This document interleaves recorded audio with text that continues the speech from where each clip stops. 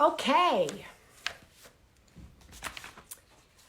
We're telling your followers that you started a live video. Okay. Blue Sky Boy Love joined. Sarah joined. Julie Boles joined. Bella I'm Lee Bree joined. I'm probably not Terri Speedo. I'm probably not pronouncing all of these names correctly. Welcome back to Home Together. I'm coming on here a little bit early because the governor of the great state of California, Gavin Newsom, is going to be joining us at 1:45. And so I thought I'd come on here a little bit early so we can build up an audience for him because he's one extremely busy person. And we want to make sure that we have really good use of his time. I'm trying to fix the lights here. Anyway, and Patrick, I'm Maria Shriver. And I'm Patrick Schwarzenegger, Maria's son. I feel like we were just here a few minutes ago. You can now introduce yourself as the co-anchor. Okay. I'm Patrick Schwarzenegger, the co-anchor. Of Home Together. And I'm Maria Shriver, the other co-anchor. Welcome. Good afternoon or good evening to you on the East Coast. And once again, happy Passover to those of you who are gathering or gathering virtually. There's a lot of Zoom Passover gatherings today. Right. West Virginia is watching. God bless you. I was once met you at St. Monica's. That is our church. And we will be going to Easter Sunday Mass via technology this Sunday. So Porter Ranch, Birmingham. My girlfriend's from Birmingham. Welcome.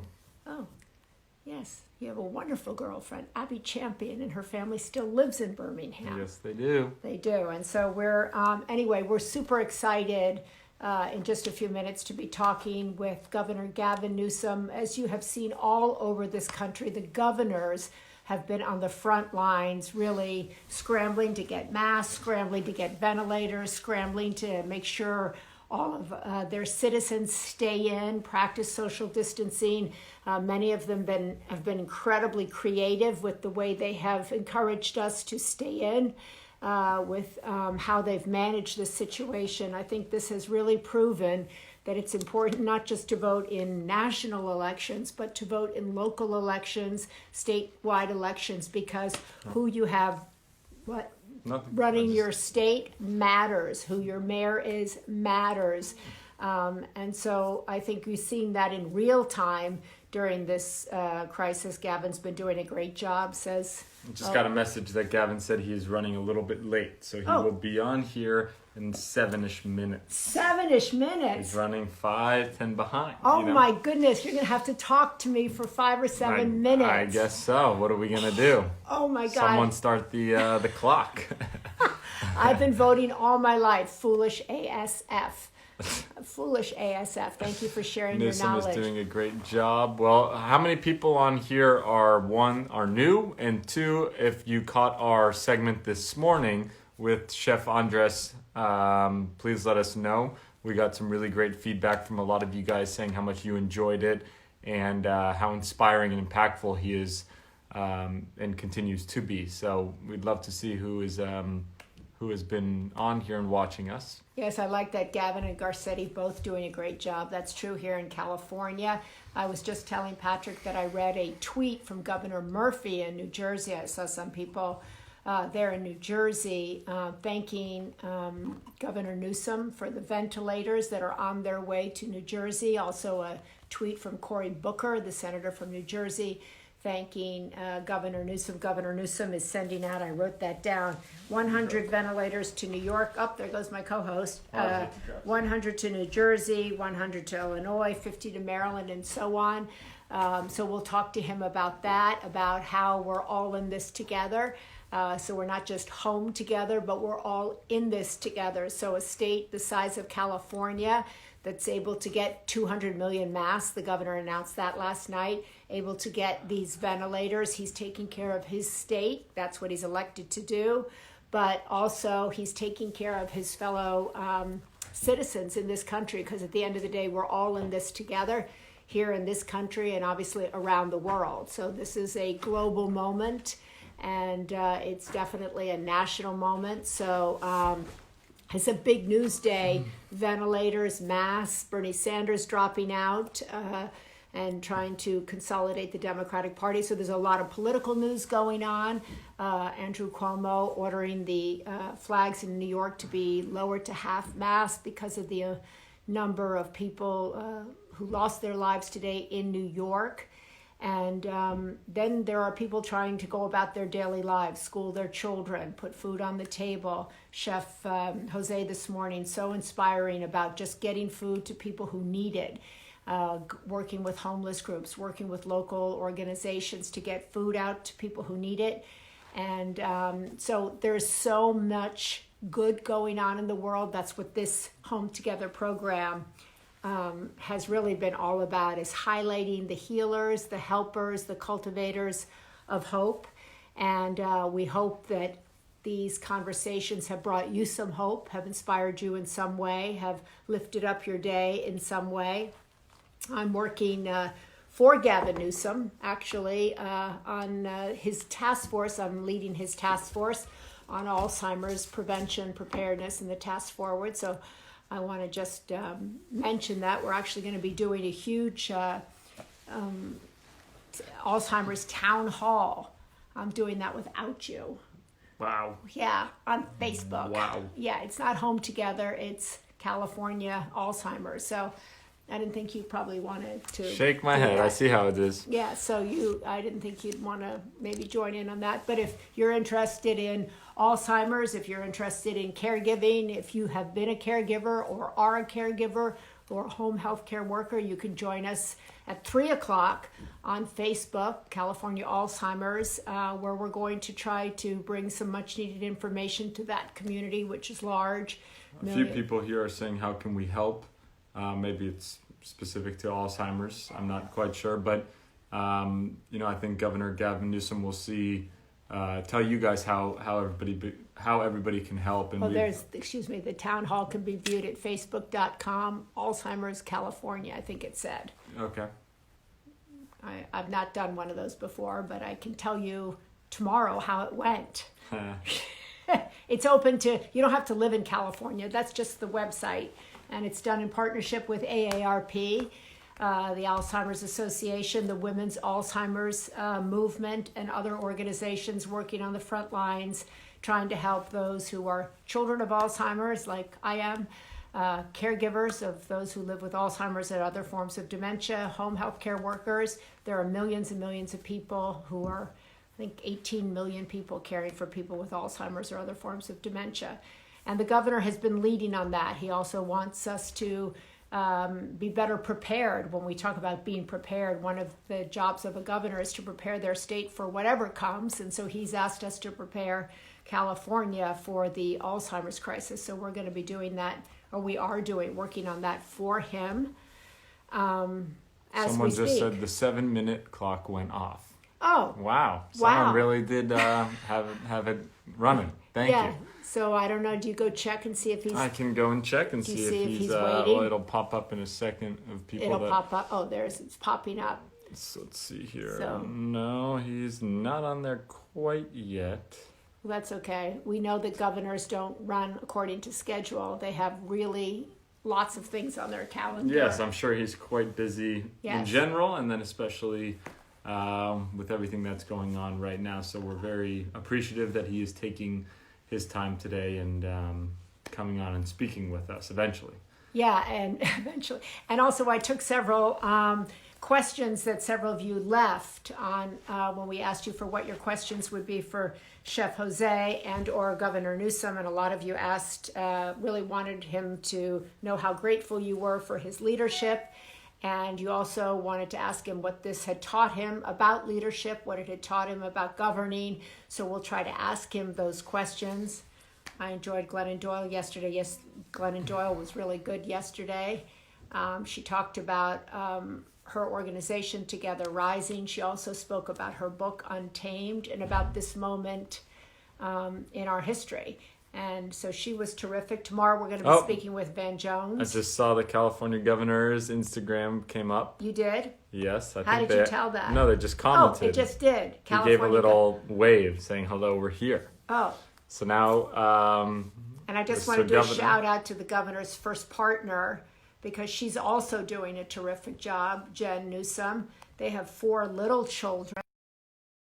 After 40 years in television, Patrick, this is called Vamping. Yeah. This is when it helps to have been prepared and read as much as possible, so then you can talk when there's nothing going on. Well, I'm being the technical part of this, and I'm trying to get it. I really appreciate so, that. Governor Newsom, if you I saw you had commented, waved. If you request to be on the Instagram Live with us, then we will accept it. I'm sure he has somebody there helping him. I think so, but I'm just, I talked to him because I know he's the one doing it. He's pretty technically savvy, though, actually. He was always very savvy, very Silicon Valley organized beforehand. Before other people were, I should say. We But can he's not on search there. it maybe. CA Gov. CA Gov. I think that's what it was, but He'll come. he'll come. He'll come there. All right. Hopefully, Cal Gov, it says. CA Gov, I think. Yeah, CA Gov. That's our Gov, CA Gov. Because we're here in California. And but I've also been very impressed by so many of the other governors who have been holding press conferences. Governor Cuomo. There we go. Oh, there he is. Got him. Let's see. 3, 2, 1. Hey guys. Yeah. Hey. Sorry, Maria, you called it vamping? What is that? Yeah, it's called Vamping. I like that. Well, luckily job vamping. Yes, thank you. Luckily, I was going to say I have enough info on you that I can vamp for quite some time. She's teaching me still. She's teaching me still. He's teaching you. Good to see you. How are you? I'm all right. How you guys doing? We're doing pretty good. We're doing great. It's great to see mom and son together on the same couch. I know.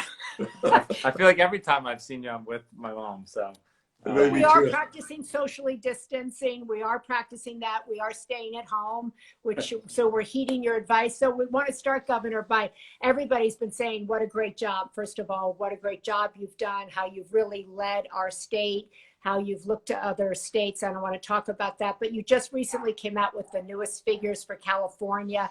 And you seem to be trying to kind of, on the one hand, say, we've got this under control, we're doing well, but you need to stay home. You need to continue to treat this seriously, and you need to continue the distancing. Where are we? Yeah, I mean, I think we have effectively in California bent the curve to buy us time, but we've also stretched the curve. So rather than a slope going like this, we've got a slope going like this. Moderate growth in terms of the number of hospitalized, the number of ICU patients, the number testing positive. But part of the slope is now extended out beyond what some are referring to as the peak of the next week or two. We're not anticipating a peak, at least in the state of California, in the next few weeks. We see our peak going into May. And that's why it's absolutely essential that people double down on what helped us get this curve bent in the first place, and that's the physical distancing. It's working.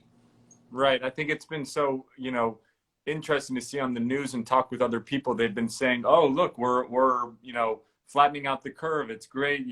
I've heard that more and more people have been kind of going out now, but it's really important to remind people kind of what you just said, that we need to continue what we're doing. This is just showing that what we've been doing, the social distancing, has been working, but now is not the time to celebrate. It's still a long ways away.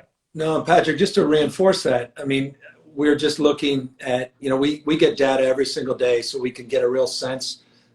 Caltrans, for example, in the state of California, gives me transportation data every day. They quite literally give us specific data figures on all the freeways. And what you're starting to see in the last number of days is the number of cars starting to increase. We're really worried at what's happening in our beaches, our parks, not just local parks, state parks, all 280. And you got a beautiful weekend coming up in California. The rain that we just had now moving behind us, our biggest fear. You got Easter Sunday, everybody desperate to get out, getting cabin fever, that we start seeing folks come together that shouldn't be coming together at this stage, right when we're so close to really starting to turn the page and get a handle on this. Governor Newsom, you've been in politics a long time, a former mayor of San Francisco, lieutenant governor. What has surprised you about government at this moment in time? What have you learned kind of on the job? What surprised you? And what do you think you were, because you had served in so many capacities, equipped to handle? You know, Maria, it's awkward for me to answer that question with you because you and I have had so many conversations about the imperative of focusing on sort of a communitarian spirit. This notion that we're capable of being so much more when we work across our differences and we focus on the things that bind us together, unite us. What has blown me away, absolutely blown me away, is the civic spirit. People at scale doing things I never imagined we were capable of doing, regardless of geography, regardless of political party. I'll just give you a proof point of that. Over 90,000 people have filled out detailed application to provide licensing information about their expertise as phlebotomists, as radiologists, as nurses, as doctors. And they've gone on a website to contribute their time, retirees, nursing students, across the spectrum. I mean, those are just numbers that we don't experience. Those aren't people just checking in for a second. Those are people filling out detailed applications saying, we want to help meet this moment. And it has just ennobled me. It's given me so much faith in our capacity to not only meet this moment, but our limitless capacity to meet every conceivable moment. And so that's the headspace I'm in. I'm just humbled by that response. Yeah, I feel the same exact way. I think we mentioned that the other day, whether that's just seeing people on a social distancing walk saying, hi, how are you, to reaching out. But I think that something that's positive or optimistic that's coming out of all of this is, I feel as though as a nation, we will grow a little bit closer and kinder towards one another. Speaking of, people going out of their way to help others, you've, been going out of your way to help other states. I mean, you just donated, I think, 500 ventilators or something to multiple other states. Can you talk about that? California is such a large state, so densely populated, and yet you are taking the actions to prepare for California, but also for other states around. Yeah, I don't need to tell you two especially, but California, nation state, 5th largest economy in the world. And we punch above our weight, even at that scale. And that allows us to be in a position where we were able to send 300 ventilators last night. We got this C-130. We got our National Guard. They took off yesterday morning. They landed in Illinois and in New Jersey, sending out ventilators for those states, another 100 to New York. This morning, the National Guard then went to Delaware, went to D.C., and is driving to Nevada, including Maryland, to provide additional ventilators. We're just uniquely blessed. But again, it goes back to the previous point. The reason why is because 40 million Californians have done the right thing. They've bent that curve. They've bought us time. They've given us the ability to help others in need. And again, the worst thing we can do is cut the parachute before we land. We really have to follow through on all this good work at peril that will have made one of the most historic mistakes imaginable, and that was running the 90-yard dash. So you also made news last night, Governor, by saying you had used your purchasing power of California to get 200 million masks, many of those for hospital workers, but others for ordinary Californians, because we're now also being told, as I'd like to hear from you, that we should be wearing masks wherever we go and if we go out, even though we're under stay-at-home orders. Is that what you want us to do? Yeah, so let me talk about face coverings in a second and answer that specifically, but I want to brag on you and your son a little bit. You guys were there. Patrick, your father set aside, when your mom was first lady, you guys set aside 21 million N95 masks. No other state had a cache in storage that large, and it allowed us a head start of other states where we were able to distribute those 21 million masks. We found an additional 20 million, but it really bought us time, including, by the way, 544 ventilators that we already had procured and stored. So I just want to acknowledge that. Number two, we recognize it's still totally insignificant to meet the moment.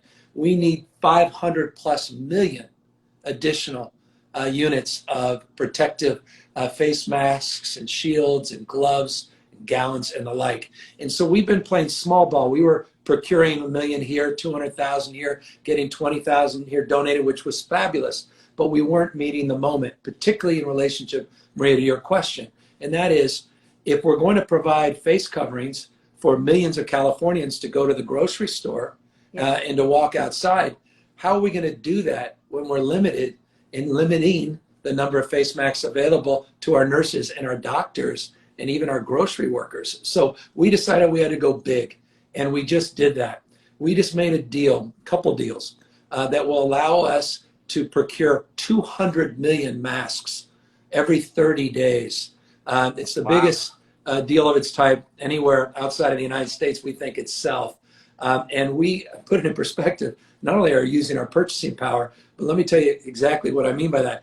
We're writing a $495 million check as the down payment and making available $1.4 billion to finish the job, to increase supply, not only for California, but we think we can actually impact supply chains across the country and try to provide for all of us that need to feel more confident and comfortable going out in public by providing the appropriate face coverings, and we hope eventually masks. We think it's a good idea, Maria, forgive me for belaboring this, but it's not a substitute for physical distancing.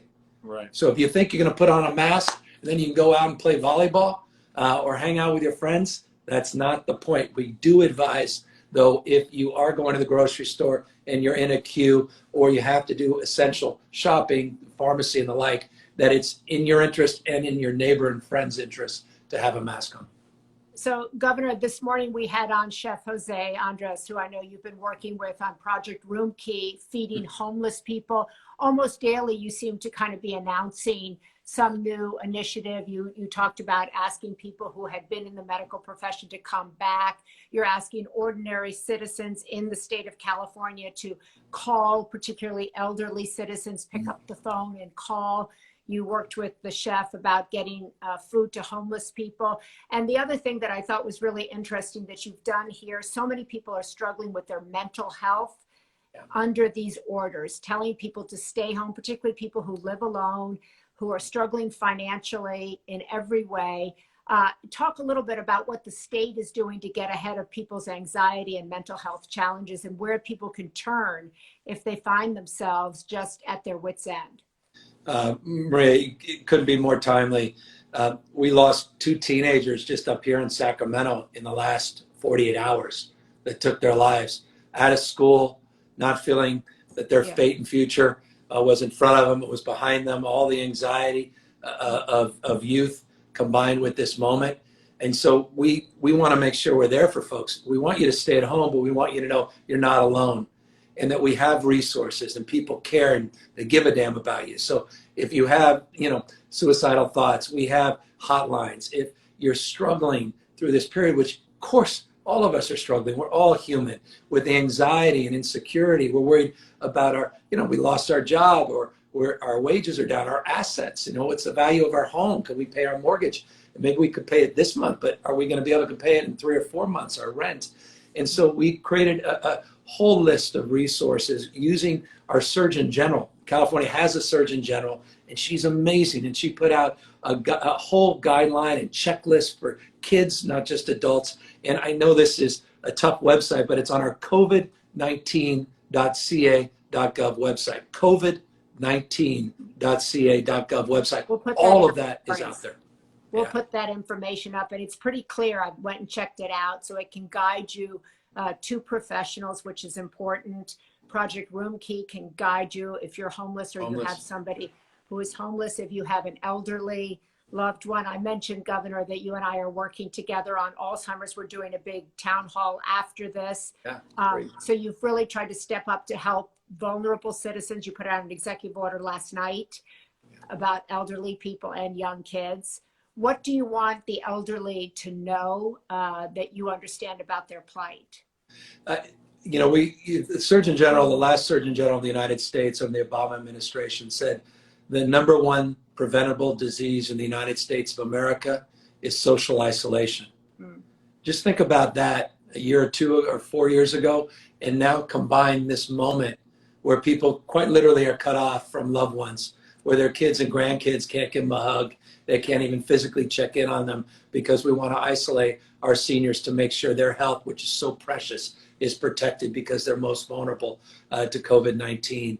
And so the power and potency of a voice, someone who just gives a damn and checks in and says, how you doing? Not just providing meals, not just providing essential medical support, but providing just a point of contact, just some consideration. And so we really want to encourage people not only to be safe, stay at home, but reach out, just call 5 folks, call 5 friends or neighbors, or get that list of your parents, friends, and seniors that you can just check in on. And I just think it makes all the damn difference in the world. It's physical and brain health.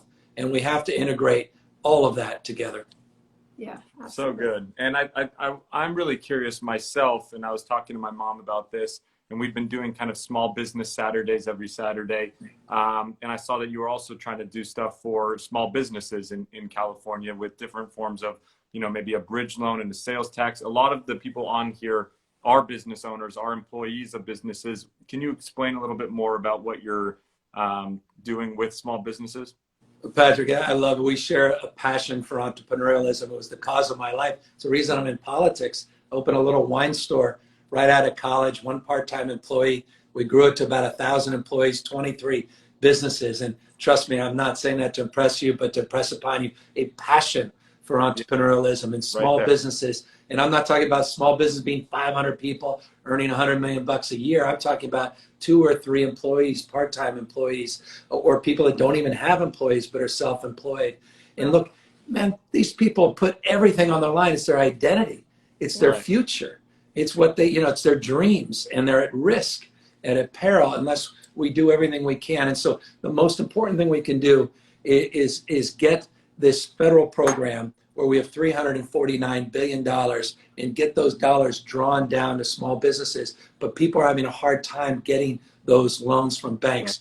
We literally are working with Speaker Pelosi's office to fix that program and obviously get more money, which will be needed to help. But in addition to that, we're creating these microloans in the state of California using our iBank because we recognize people, particularly in mixed status families, and those that may not have traditional Social Security numbers that are running their small businesses on Main Street, they won't have access to SBA loans, and we're making those loans available through our iBank as well, tens of millions of dollars, and we're trying to get those dollars out in real time.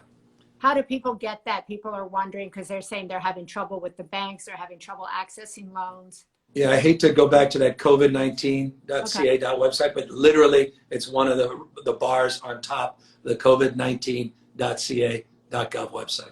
Okay, and finally, Governor, because I know you've got so much to do, so many of the people we've been doing these, and we're having Murphy, the former Surgeon General, on Friday to talk about loneliness, so I'm glad that you brought him up. But the people who seem to really be struggling are people who lost jobs and who have little kids at home. And you have 4 little kids at home. And I know you've been really busy, but any words of wisdom for people who are really struggling with small children at home, trying to work from home or trying to educate their kids from home and balance all of this? You know what? I got to be honest. I'm the last person to dispense advice because I need it. It is the hardest part of this. I got 4 kids under the age of 10, and Maria, a few weeks back, this really came home. The night before, I told my second youngest, Brooklyn, I said she was really upset because she realized she wasn't going back to school and she wasn't going to see her friends. And she had a hard night sleeping. But the next night I came home and I got home a little late. My wife looked at me and I said, "What?" And she walked right past me. And I know that look. And I heard the screaming, and it was Brooklyn. I love Brooklyn to death. But she had thrown all her bedspread over. The bed had tipped over. She wasn't going to bed, and she was really struggling. And I spent about an hour and a half with her. And I realized she couldn't communicate her anxiety. She couldn't communicate her stress. And nor was my wife able to communicate it at that moment. And my wife's a rock star. an incredible parent. It's only a way of saying this, just deep empathy. And you know what? Deep breaths. You know, take care of yourself. Call a friend. There's nothing wrong with calling someone. Focus on what you're eating. Get a little exercise. Take a deep breath, walk outside, appropriately physically distanced from others, but walk outside and just really, really take care of your physical and mental health so you can take care of those kids. Finally, Governor, any idea when we might get back to a new normal, when people might be able to go out? You know, we'll get back to some semblance of normalcy, but we can never go back to complacency until we have a vaccine, the herd immunity that ultimately allows us to turn a corner. But we have to be really sober, Maria. None of us know the answer to that question, but I will say this, the answer resides inside of every one of us in this respect. It's our decisions that will determine that answer. It's the decision to stay home this weekend and not go out with a bunch of friends and have a party or a barbecue. I think he's going to pop back in there. Yes, yes, yes. Bravo to our governor. I'll read the comments, Penny. Thank you. If he's still there, thank you, Governor. There's a lot of, this is so true. Stay home, do what he says. A lot of thumbs up for in the Capitol, which probably doesn't. Left. He left. Okay.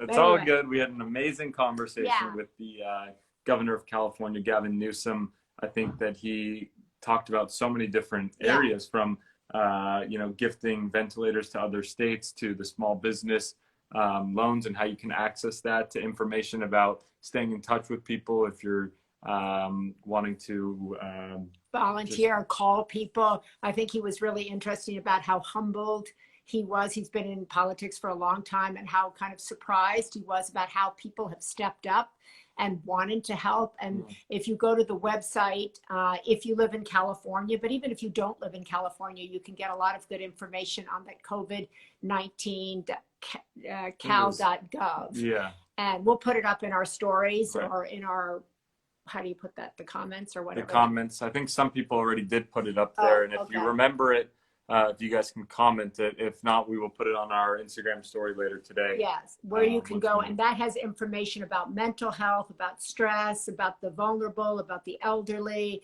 about job loans, about small businesses, about, gosh, almost anything you can think of. So I think he's doing an incredible job as governor. There are a lot of governors doing a great job leading us forward.